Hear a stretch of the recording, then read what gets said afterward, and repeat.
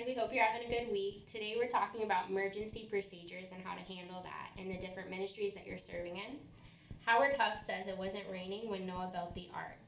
And so we're just encouraging you guys to think ahead at potential problems that you could face and how to work through them. We're going to talk about them today.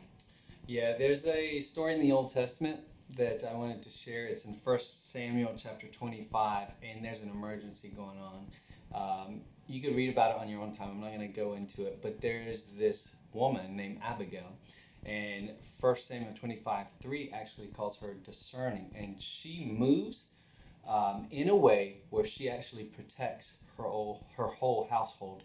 She's very wise and discerning, and she handles an issue in an effective way and actually saves her whole household. So it's a pretty cool story.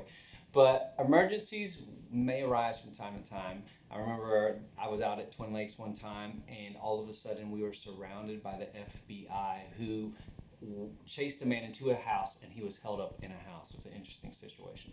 So different emergencies may arise. We want you to be discerning in those times, and to the best of our ability, we've got some policies that might help out with that. Yeah. So there's going to be a list of things. So to help you, we have a document that we've attached to this video that you can refer to as you're serving, because I don't know about you, I forget these things. So it'd be nice for you to print those out or have them on hand. But also, in the description below, there's going to be timestamps that you can click on. So for instance, you can go to 2:05 and I'll talk about how to handle maybe if there's a fire, what to do in that circumstance. So in a life or death emergency, always call 911.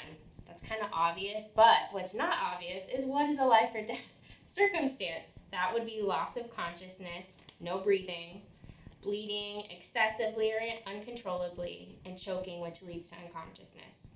Non-life-threatening situations, we want to make sure that we're always praying. Make sure that there's always someone that is still with the child. Because if you just kind of go crazy, kids pick up on that too. So make sure someone's with them, they feel safe and loved on. Stay calm. Don't move an injured child. Pray with the child, encourage them.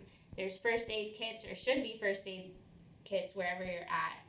Record the incident and inform your leader of all the details, and do not give medication or pills of any form.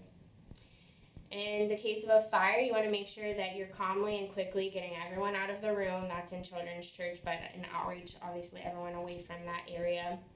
Take a head count of children who are outside and notify the director, and then pray and keep the children calm. If you ever have an instance where there's a missing child, you want to immediately notify security and director of ministries. If they do not find the child in a short amount of time, we must call 911 and notify the parent. In a violent event, so if there's a shooter or an assault of some sort, you want to make sure that you're calling 911.